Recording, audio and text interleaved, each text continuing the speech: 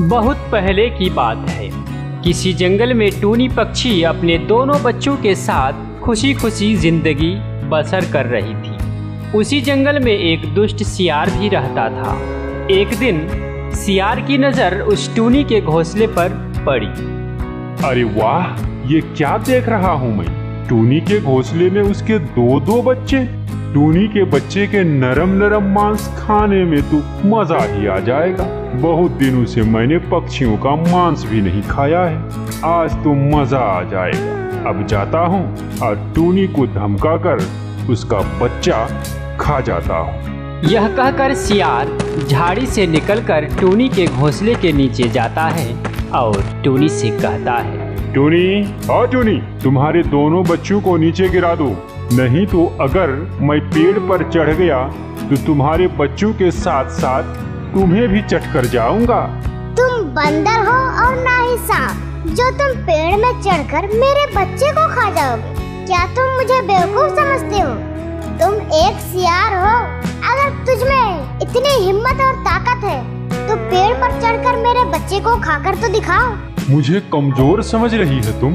देखो टूनी, अभी भी समय है। तुम अपने बच्चे को नीचे गिरा दो, नहीं तो तुम्हारा अंजाम बहुत ही बुरा होगा। मैं भी तो कह रही हूँ, तुम कैसे ऊपर आकर मेरे बच्चे को खाते हो, मैं भी देखती हूँ। टूनी की बात सुनकर सियार मन ही मन सोचता है और कहता है, टूनी का पेड़ बहुत पतला और छोटा भी है। अगर मैं इसे हिलाऊंगा तो टूनी के दोनों बच्चे नीचे गिर जाएंगे, क्योंकि टूनी के दोनों बच्चे उड़ना भी नहीं जानता है और मैं उसे आराम से खा जाऊंगा। यह कहकर सियार टूनी के पेड़ को जोर जोर से हिलाने लगता है। जैसे ही सियार पेड़ को हिलाता है, टूनी के दोनों बच्चे घोंसले से नीचे गिर जाता है। जैसे ही टूनी के बच्चे नीचे गिरता है, सियार उसे खा जाता है और फिर कहता है, देखा टूनी, मैंने तुम्हारे बच्चे को खा गया। अब सिर्फ तुम ही बचे हो। अगर मैं पेड़ पर चढ़ जाता तो तुम्हें भी खा सकता था। वैसे तुम्हें छोड़ देने से मुझे फायदा ही है, इसीलिए मैं पेड़ पे नहीं चढ़ा था। अब तुम फिर से अंडा दोगी और उसमें फिर से बच्चे होंगे और मैं फिर से तुम्हारा बच्चा खाऊंगा। तुम अंडा देती रहोगी, मैं खाता रहूंगा। अच्छा टूनी, अब मैं चलता हूँ, तुम अंडा देने की तैयारी करो। तुम बहुत ही दुष्ट सियार हो। मेरे इन छोटे छोटे बच्चों को खाकर तुम्हारा क्या फायदा हुआ? मेरे बच्चे को खाने के बाद भी तुम्हारा पेट नहीं भरा, तो फिर तूने मेरे बच्चे को क्यों खाया? अरे टूनी, तुम्हें क्या पता कि तुम्हारे बच्चों के मांस में कौन सा स्वाद था। तुम्हारा बच्चा खाने के बाद मुझे क्या मजा आया, ये बोलकर समझाया नहीं जा सकता। ऐसा स्वादिष्ट मांस मैंने जिंदगी में कभी नहीं खाया। अच्छा, तुम ऐसा करो, जल्दी से अंडा दो और बच्चा पैदा करो, मैं फिर से उसे भी खाऊंगा। अच्छा, अब मैं चलता हूँ। यह कहकर सियार वहां से चला जाता है और टूनी अपने बच्चों के खोने के गम में अपने घोंसले में बैठी बैठी रो रही होती है। इस घटना को कुछ दिन बीत जाता है। एक दिन सियार अपने गुफा में सो रहा होता है। अचानक उसकी आंखें खुल जाती है और उसे फिर से टूनी की याद आ जाती है। तब वह कहता है, अरे टूनी का बच्चा खाया तो बहुत दिन हो गया।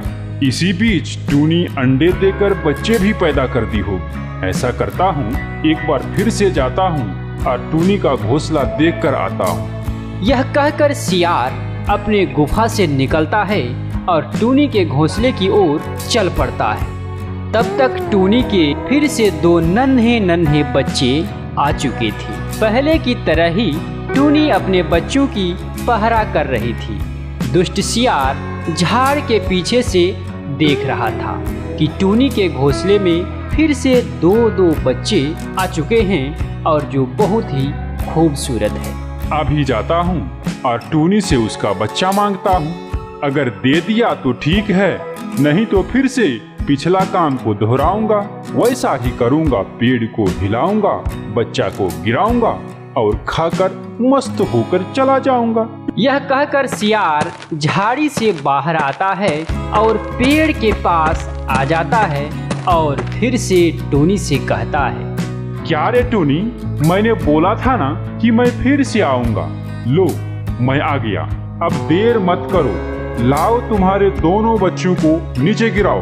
भूख से मेरे पेट में चूहे दौड़ रहे हैं। मैं आपसे विनती करती हूँ, आप मेरे बच्चे को मत खाओ सियार भाई। मेरे बच्चे पर तरस खाओ, मत खाओ मेरे बच्चे को। उसने तुम्हारा क्या बिगाड़ा है? देखो टूनी, मैं तरस उरस नहीं खाने वाला, मैं तो खाने वाला हूँ तुम्हारे बच्चों को। जल्दी से तुम अपने बच्चे को नीचे गिरा दो। मैं तुम्हें सीधा सीधा बोल रहा हूँ, नहीं तो तुम्हारा अंजाम बहुत बुरा होने वाला है। मैं आपसे हाथ जोड़कर विनती करती हूँ, इस बार आप मेरे बच्चे को छोड़ दो।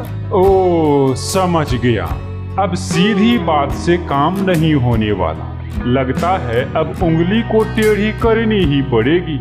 लगता है फिर से पेड़ को हिलाना पड़ेगा, तभी बच्चे फिर से नीचे गिर जाएंगे। यह कहकर सियार पेड़ को जोर जोर से हिलाने लगता है। पहले की तरह फिर से टूनी के दोनों बच्चे जमीन पर गिर जाते हैं और दुष्ट सियार उसे खाकर वहां से चला जाता है। यह देखकर टूनी फिर से उदास हो जाती है और घोंसले में बैठकर रोने लगती। अगले दिन टूनी की बहन गौरी कौवी आ जाती है और टूनी से कहती है, क्या हुआ टूनी बहन, क्यों रो रही हो? और तुम्हारे बच्चे कहाँ हैं? अब क्या बताऊं बहन, एक दुष्ट सियार आकर मेरे बच्चे को खा गया। पहले भी उसने ऐसा ही किया था और मैं कुछ नहीं कर पा रही। सियार कैसे तुम्हारे बच्चे को खा जाते हैं? वो तो पेड़ में चढ़ भी नहीं सकता, फिर वे तुम्हारे बच्चे को कैसे खा गए? दुष्ट सियार पेड़ को हिलाकर बच्चे को नीचे गिरा देता है और उसे खा जाता है। वैसे मेरा ये पेड़ बहुत ही पतला और कमजोर है, इसलिए वह इसे हिला देता है और बच्चों को गिराकर खा जाता है। ओह, अब समझ में आया कि सियार तुम्हारा बच्चा कैसे खा जाता है। तो तुम अब क्या करोगे? कुछ सोचा है इस बारे में? मैं बदला लूंगी। मेरे बच्चे को खाने वालों को मैं ऐसे ही नहीं छोड़ूंगी, मैं बदला जरूर लूंगी। सियार बहुत ही बुद्धिमान है, तुम मुझसे कभी भी बदला नहीं ले पाओगी। वह अपनी बुद्धि से कुछ न कुछ चाल जरूर चलेगा। तुमने कुछ सोचा है?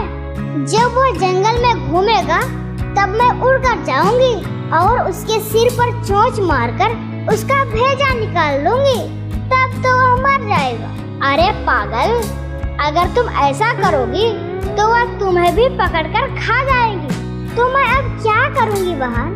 तुम ऐसा करो, तुम बाजार जाकर एक छुरा खरीद कर लाओ और जब सियार अपने गुफा में सो रहा होगा तब तुम उसका पूंछ काट देना। फिर वह अपने कटे हुए पूंछ को लेकर किसी के सामने नहीं जा पाएगा और वह अपने आप जंगल छोड़कर भाग जाएगा और तुम्हारा बदला भी पूरा हो जाएगा। ठीक है, मैं ऐसा ही करूँगी। फिर टूनी बाजार जाती है और एक छुरा खरीदकर उसी रास्ते से सीधे सियार के गुफा में चली जाती है। उस समय सियार अपने गुफा में सो रहा होता है। जैसे ही टूनी उसे देखती है, उसका पूंछ काट देती है और वह तेजी से वहां से उड़कर भाग जाती है। सियार अपना काटा हुआ पूंछ देखकर कहता है, टूनी, ये तुमने क्या किया? तुमने मेरे पूंछ काट दी। अब मैं कटी हुई पूंछ को लेकर किसी के सामने कैसे जाऊंगा? आह आह। इस तरह सियार दर्द से कराहते हुए अपने कटे हुए पूंछ के साथ जंगल छोड़ देता है और टूनी फिर से उसी घोंसले में अपने बच्चों के साथ खुशी खुशी रहने लगती है। किसी जंगल में टूनी नाम की एक चिड़िया रहा करती थी। वह अपने पिता बबलू कबूतर के साथ रहती थी। टूनी को जन्म देते समय ही उसकी माँ गुजर गई थी। टूनी बहुत छोटी थी, वह माँ की बहुत ज़रूरत फील कर रही थी। टूनी का ध्यान रखने के लिए उसके पिता बबलू कबूतर ने जंगल की खूबसूरत पक्षी रानी चिड़िया से शादी कर ली। लेकिन रानी चिड़िया टूनी से बिल्कुल भी प्यार नहीं करती थी। रानी चिड़िया ने सिर्फ बबलू का जायदाद हासिल करने के लिए उससे शादी की थी। यूँ तो रानी चिड़िया बबलू कबूतर के सामने टूनी को बहुत लाड प्यार करती, पर जैसे ही बबलू कबूतर बाहर जाता वह टूनी को सताने लगती थी। अरे ओ टूनी, यहाँ आ और मेरे पैर दबा। ठीक है माँ, लेकिन माँ जला हुआ है। मेरे हाथ में बहुत जलन हो रही है। मैं कैसे आपका पैर दबाऊंगी? क्या तुम्हारा हाथ जला हुआ है? छी छी, चल हट, दूर हो जा यहाँ से। इन जले हुए हाथों से मुझे छूने की भी कोशिश मत करना, वरना तेरी खैर नहीं। तभी वहाँ बबलू कबूतर आ जाता है और कहता है, अरे वाह रानी, तुम दोनों माँ बेटी यहाँ क्या कर रही हो? तुम तो मेरी बेटी टूनी को हमेशा अपने साथ ही रखती हो और इसे बहुत प्यार करती हो। अरे बबलू जी, ये मेरी भी तो बेटी है। ये देखिए, इसका हाथ जल गया है, इसका हाथ जल गया है। पर इसको मुझे बताना चाहिए था ना, मैं इसका इलाज कर देती, एंटीसेप्टिक क्रीम लगा देती। रानी, तुम सच में बहुत अच्छी हो। मुझे तो लग ही नहीं रहा है कि ये तुम्हारी सौतेली बेटी है। तुम मेरी बेटी से इतना प्यार करती हो, इसका तो कोई जवाब ही नहीं है। मैं तुमसे बहुत खुश हूँ। तुम्हारा बहुत बहुत शुक्रिया। अच्छा सुनो रानी, मुझे अपने काम के लिए दूसरे जंगल में जाना है। तुम अपना और टूनी का ध्यान रखना और इसे समय पर खाना देना। मैं कुछ ही दिनों में लौट आऊँगा। इतना कहकर बबलू कबूतर घर से चला जाता है। अब तो रानी चिड़िया को मौका मिल गया था। वह तुरंत अपने भाई को बुलाती है। अरे गोलू भैया, अभी तो बहुत अच्छा मौका है। टूनी के पापा काम के सिलसिले में बाहर गए हुए हैं। चल अब एक काम करते हैं, टूनी को ठिकाना लगा देते हैं। जब उसका पापा पूछेगा तो कह दूंगी कि भाग गई है, फिर मैं उसे अपने वश में कर लूंगी। मैं उस पे अपनी जादू चला दूंगी। वह मेरे प्यार में इतना पागल हो जाएगा कि सारा जायदाद मेरे नाम पर करा देगा। फिर मैं उसे धक्के मारकर बाहर निकाल दूंगी। हाँ हाँ बहन, तुम बिल्कुल सही कह रही हो। ये बहुत अच्छा मौका है। चल टूनी को ठिकाना लगा देते हैं, फिर दोबारा ऐसा मौका मिले ना मिले, लगे हाथ मौके का फायदा उठा लेते हैं। इन दोनों भाई बहन की सारी बातें टूनी चुपके सुन लेती है। अच्छा, तो तुम ये सब करना चाहती हो? तुम मुझे ठिकाना लगाओगी? तुम बहुत गंदी हो। मैं तो सोच रही थी कि तुम मेरी माँ हो, पर तुम तो मेरी माँ कभी हो ही नहीं सकती। तुम तो हो ही एकदम कमीनी।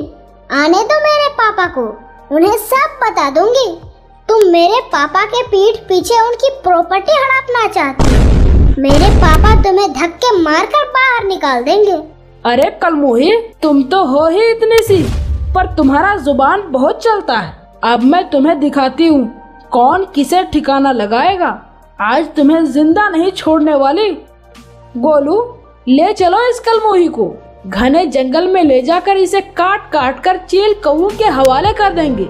यह कहकर वे दोनों टूनी को लेकर एक घने जंगल में चले जाते हैं। फिर वहाँ एक पेड़ के साथ टूनी को बांध देते हैं। दीदी, मैं इसे भी अपनी मम्मी के पास भेज देता हूँ। अरे गोलू भैया, क्यों इस मनहूस की खून से अपना हाथ खराब करना चाहती हो? इसे यहीं पर छोड़ दो, जंगली जानवर इसे नोच नोच कर खा लेंगे। क्यों हम लोग अपना कीमती समय यहाँ बर्बाद करेंगे? चलो घर चलते हैं। यह कहकर वे दोनों वहाँ से चले जाते हैं। पापा पापा, आप कहाँ चले गए हो? पापा, माँ तो पहले ही मुझे छोड़ के चली गई है। आप भी मुझे छोड़ के कहाँ चले गए? पापा पापा जल्दी आओ पापा, मुझे यहाँ से ले चलो पापा, मुझे यहाँ बहुत डर लग रहा है पापा। टूनी के रोने की आवाज़ सुनकर वहाँ एक हुदहुद चिड़िया आती है और टूनी को रस्सी से आज़ाद कर देती है। फिर बोलती है, अरे नन्ही बच्ची, तुम कौन हो और यहाँ क्या कर रही हो? इतने घने जंगल में तुम क्यों हो बेटी? तुम्हें पता नहीं यहाँ जंगली जानवर रहते हैं, वो तो तुम्हें खा जाएंगे। दादी अम्मा, मेरी सौतेली माँ ने मुझे यहाँ बांधकर मरने के लिए छोड़कर चली गई है। मेरे पिताजी को कुछ भी पता नहीं है, वो घर पर नहीं है। इसी बात का फायदा उठाकर मेरी सौतेली माँ ने मुझे यहाँ बांधकर चली गई है। पर आप यहाँ क्या कर रही है? क्या आपको इस जंगल में डर नहीं लगता? नहीं बेटी, मुझे क्या डर लगेगा। मेरे भी बेटे और बहू ने मुझे घर से निकाल दिया है और इस जंगल में मरने के लिए छोड़ दिया है। मैं तो बहुत दिनों से यहाँ रहती हूँ, मुझे अब डर नहीं लगता। दादी अम्मा, शायद इसीलिए ये सब हुआ, ताकि मैं आपको और आप मुझे मिल जाओ। चलो अब हम दोनों साथ में रहेंगे। हाँ बेटा चलो, अब मैं तुम्हें अपना घर ले चलती हूँ। मैंने इस जंगल में एक घर बनाया हुआ है, हम दोनों वहीं रहेंगे। ऐसा कहकर वह हुदहुद चिड़िया टूनी को अपने साथ लेकर उसके घर चली जाती है। हुदहुद चिड़िया का वह घर बांस का बना हुआ था। उसे देखकर टूनी बोलती है, दादी अम्मा, ये तो घर बहुत ही सुंदर है और ये तो सिर्फ बांस से बनाया गया है। ये घर तुमने कैसे बनाया दादी अम्मा? बेटी, मेरे अंदर अब इतनी ताकत नहीं है कि मैं मजबूत लकड़ियाँ उठाकर लाऊं और उनसे मजबूत घर बनाऊं। मुझे यहाँ बहुत सारे बांस के पेड़ मिले थे, मैंने उन्हीं से घर बना लिया। मैं इसी घर में रहती हूँ बेटी, और जंगल से फल लाकर खाती हूँ। चलो चलो अंदर चलो, अब हम दोनों यही साथ मिलकर रहेंगे। कुछ दिन ऐसे ही बीत जाते हैं। टूनी चिड़िया उस हुदहुद चिड़िया के साथ खुशी खुशी रह रही थी। इधर उसकी सौतेली माँ रानी चिड़िया अपने भाई के साथ मिलकर खूब मस्ती कर रही थी। गोलू भैया, कई दिन बीत गए हैं, अब टूनी का बाप यहाँ आता ही होगा। आते ही वह अपनी बेटी के बारे में पूछेगा। तभी उन्हें बाहर से एक आवाज सुनाई देती है।